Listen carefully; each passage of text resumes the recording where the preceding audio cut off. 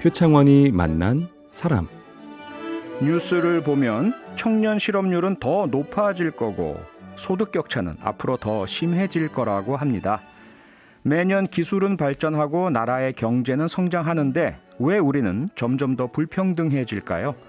이 문제에 대해 오랫동안 연구해온 한 학자가 한국 사회가 겪는 불평등의 뿌리가 벼농사 체제에 있다는 내용의 책을 출간했습니다.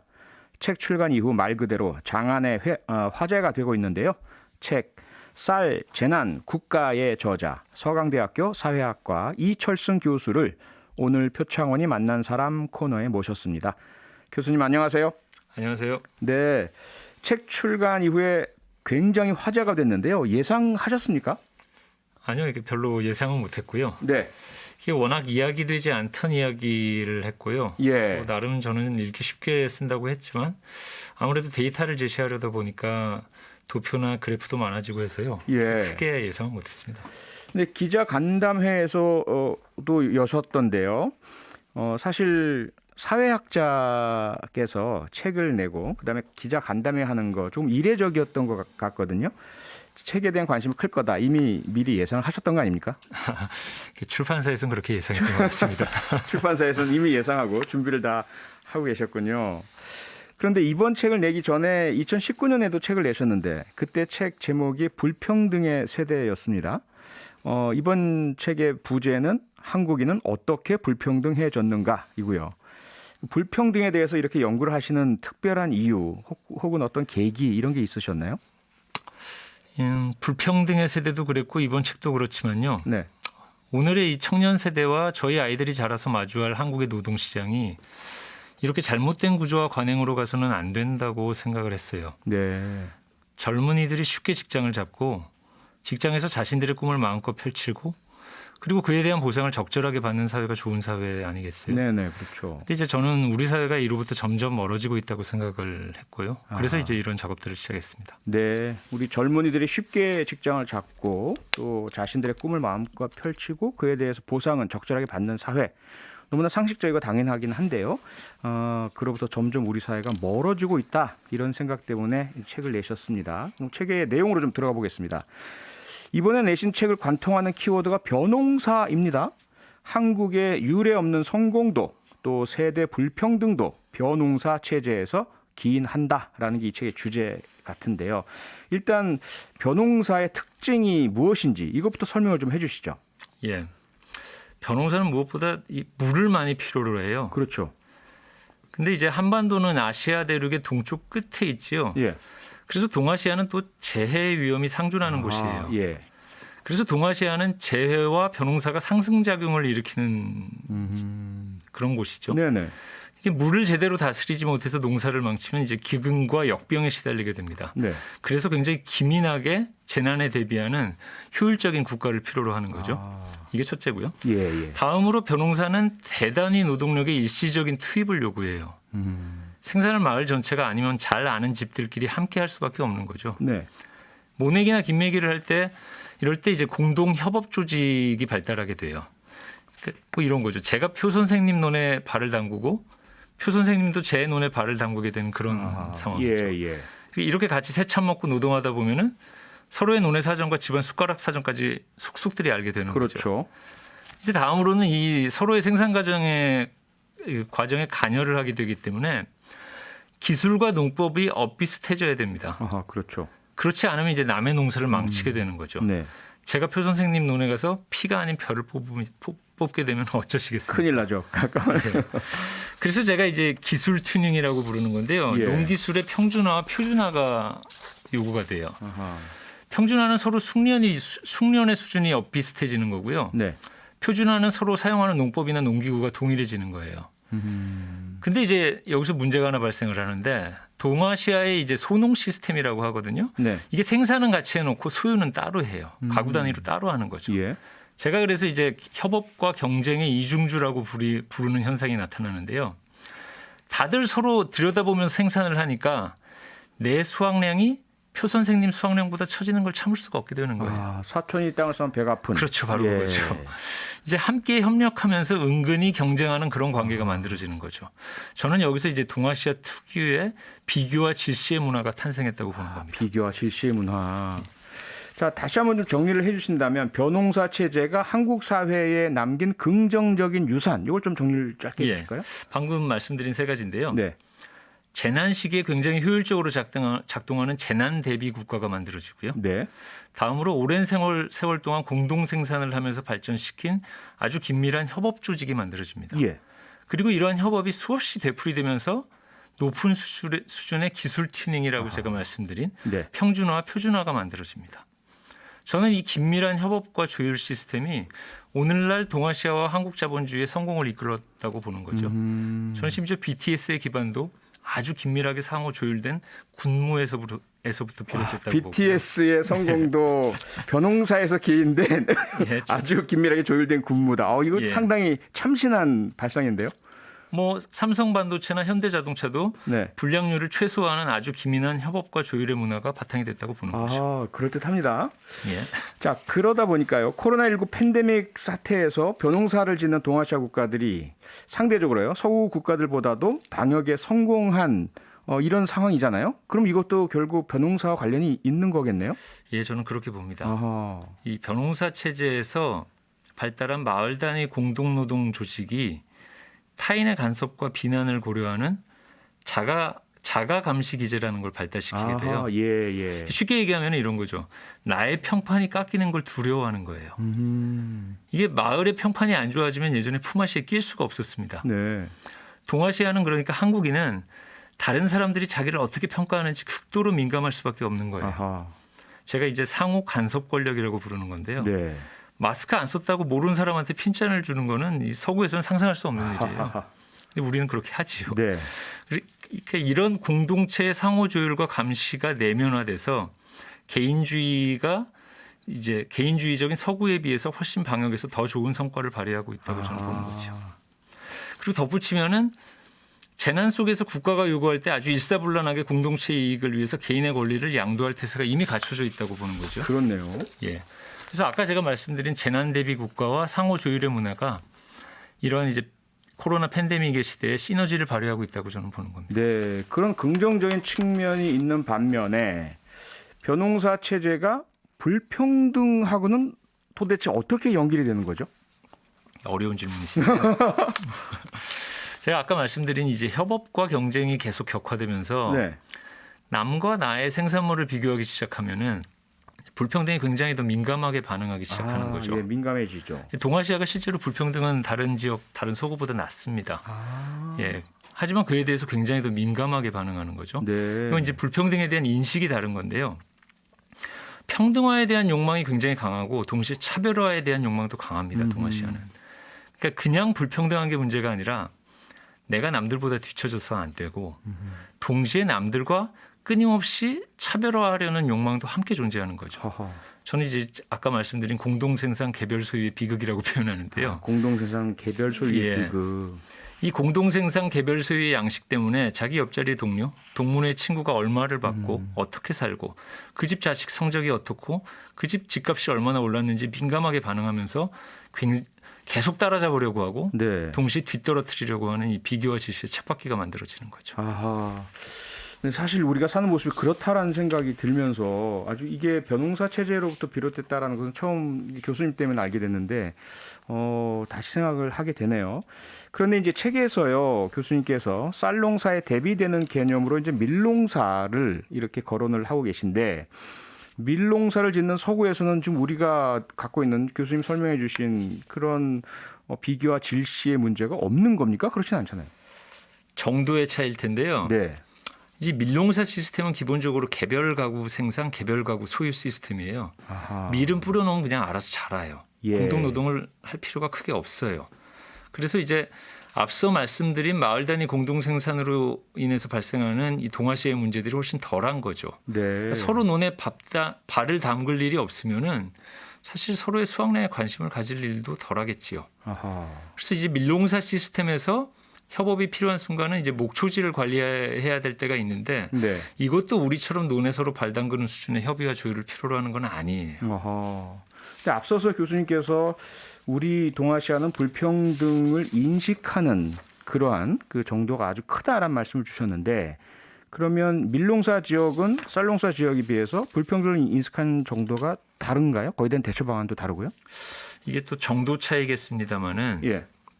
이게 서구에서 수확량은 나와 신과의 계약입니다. 이게 베버의 프로테스탄트와 자본주의 정신에 나오는 이야기인데요. 네.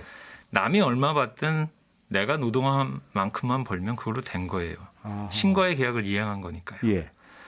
제 노벨상 받은 그 동료가 100만 불쯤 받겠지 하고 말지 나보다 얼마 더 받는지 그렇게 분노하지 않아요. 네. 그건 그 친구의 신과의 계약이지 나의 계약이 아니거든요. 아하. 근데 동아시아는 한국에서는 수확량이 신과의 계약이 아니에요. 아하. 내 수확량은 내 논에 내가 얼마나 노동을 투여했는지 문제가 아니고 네.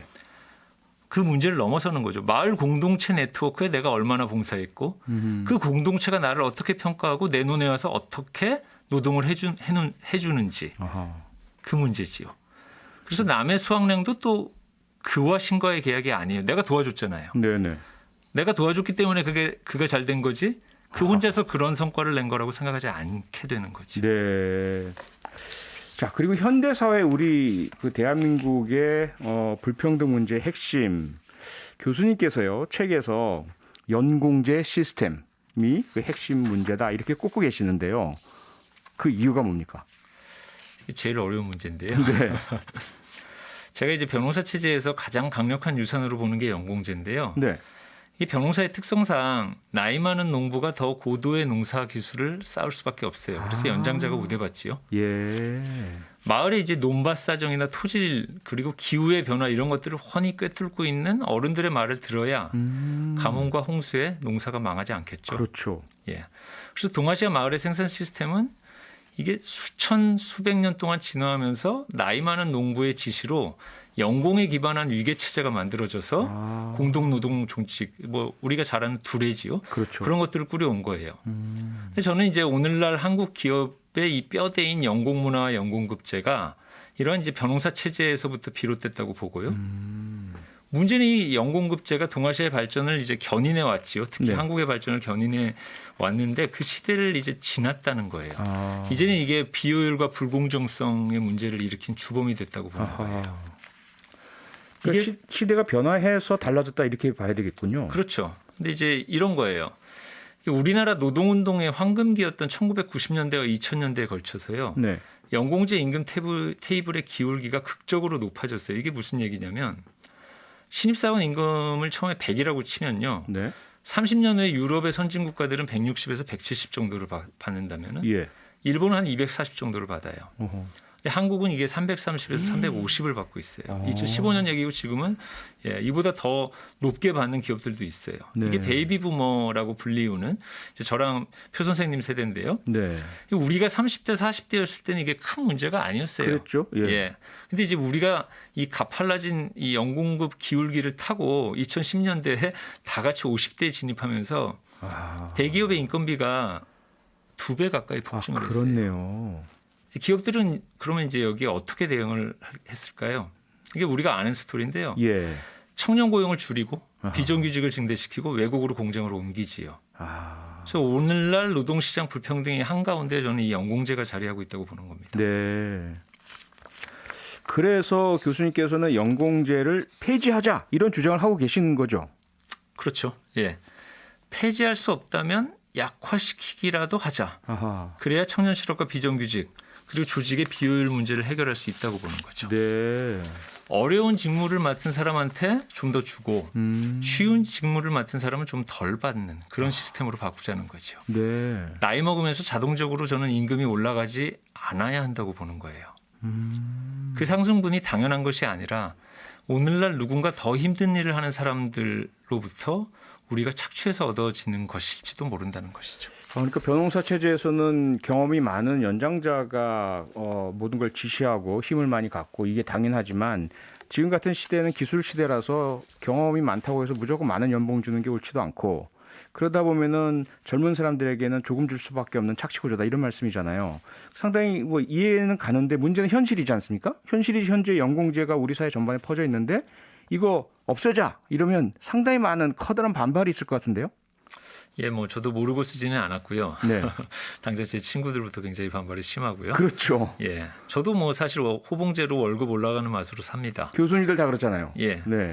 이제 문제는 다 같이 누릴 수 없는 제도고요. 아하. 이게 불공정하고 불합리한 제도라는 거, 그리고 비정규직의 희생으로 유지되고 청년 세대의 희생으로 유지되는 제도라는 걸 이제 다 같이 받아들여야 된다는 거죠. 네. 이 비정규직의 정규직화의 내용이 결국은 연공급 적용이거든요. 그렇죠. 이게 당연히 한계가 있을 수밖에 없어요. 왜냐하면 기업의 예산은 제한되어 있거든요. 이걸 하려면 고용을 동결시키고 적자 예산을 각오를 해야 돼요. 아하. 한정된 예산 안에서는 정규직의 호봉제 기울기를 낮춰야지만 가능한 얘기인데 당연히 정규직 노조는 반대하겠죠. 반대하겠죠. 예, 사실 그래서 아무 일도 지금 안 일어나고 있는 거죠. 네. 지금 문제는 정규직은 점점 편한 일을 택할 수가 있고요. 네. 이 구조 안에서. 그리고 고임금 속에서 생산성이 저하될 수가 있어요. 그리고 비정규직은 점점 어려운 위험한 일을 하면서 갈려나가고 떨어져 죽어나갈 수 있는 거죠. 위험의 외주화. 그렇죠. 예. 이게 숙련은 동시에 또 쌓이지 않고 있고요. 아하. 이 한국 자본주의가 이 더 높은 단계로 이행하려면은 이 직무 평가가 동반된 우리가 서로 평가를 해야 되는 거죠. 동일한 작업장 안에서는 그리고 동일한 역할을 하는 사람들은 네. 동일한 임금을 받는 직무급 체계로 빨리 이행해야 된다고 보는 거예요. 아하. 이게 남들은 다 하고 있어요. 네. 그 연공급제 선배격인 일본도 이미 이 직무급과 연공급 중간 형태의 역할급이라는 걸 하고 있고요. 일본도요. 예, 중국과 대만도 이미 직무급이 대세예요. 네. 그리고 우리나라에 들어와 있는 다국적 기업들은 아주 오래전부터 해왔고요. 아하. 글로벌 대기업들은 우리나라의 글로벌 대기업들은 이미 연공제로부터 탈피하고 있어요. 네. 그러니까 바꾸지 않아도 되는 국내 시장에 뿌리 박은 기업들만 지금 연공제를 고수하고 있고요. 아하. 대표적인 조직이 대학입니다. 그러니까 교수님께서 소속해 계신 대학이 대표적인 문제다라고 하셨는데 그러면 교수님 소속하고 계신 대학부터 바꾸자 이렇게 하셔야 될 것 같은데 그 대학 사회에서 교수님들이 엄청난 반발하실 거 아닙니까? 이게 교수 사회가 사실은 연공급을 폐지하는 첫 번째 직군이라고 저는 보는데요. 네. 아시다시피 대학교에는 자본가가 없잖아요.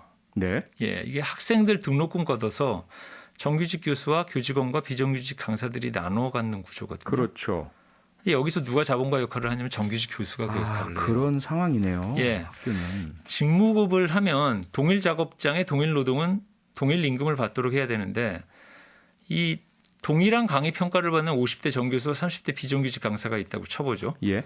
그러면 적어도 같은 학교에서 이 강의분에 관해서는 동일 노동 동일 임금을 적용을 받아야 된다는 거죠. 그래야 되죠. 비정규직 강사가 강의 평가가 압도적으로 좋다고 쳐봅시다. 네. 그러면은 더 받을 수도 있어야 되는 거예요. 근데 이제 지금 현실은 학생들 챙기고 학교 행정 업무를 수행하면 이제 논문 쓰고 펀드를 따오는 정규직 교수들이 하는 일이 더 많기는 하지요. 네네. 근데 이제 이런 일들은 그 일대로 따로 직무급이나 성과급 형태로 받으면 된다는 거예요. 아하, 업무에 따라서. 예, 지금 시스템은 행정 업무를 약간 하는 50대 정교수가 저 같은 정교수가 30대 비정규직 강사의 강의분만 따지더라도 5배에서 10배의 시급을 받는 구조예요. 그렇죠. 그리고 비정규직 강사들은 1년에 강의를 4개를 하더라도 1,000만 원에서 1,500만 원 정도밖에 못 벌고요. 아하. 그러니까 이제 학교를 여러 군데 돌면서 강의를 한 학기에 4-5개씩 해야지 먹고 살 수 있는 구조예요. 보따리 장사라고 당연히 하죠. 보따리 예. 장사죠. 예. 당연히 연구를 할 틈도 없지요. 그렇죠. 그래서 한국의 대학 시스템은 정규직 교수의 고연봉을 위해서 비정규직 강사가 희생되는 구조예요. 아하. 그래서 저는 대한민국 학계가 발전하려면 이 연공급부터 폐지해야 된다고 보는 거예요. 네. 전적으로 동의가 되는 말씀인데 문제는 이제 현실적인 어려움들이고요. 그러면 연공급에서 직무급으로 바꾸는데 가장 큰 걸림돌 혹은 장애물 뭐라고 보고 계십니까? 이게 우리가 직무 평가를 안 해봤잖아요. 네. 그래서 직무 평가에 대한 저항이 커요.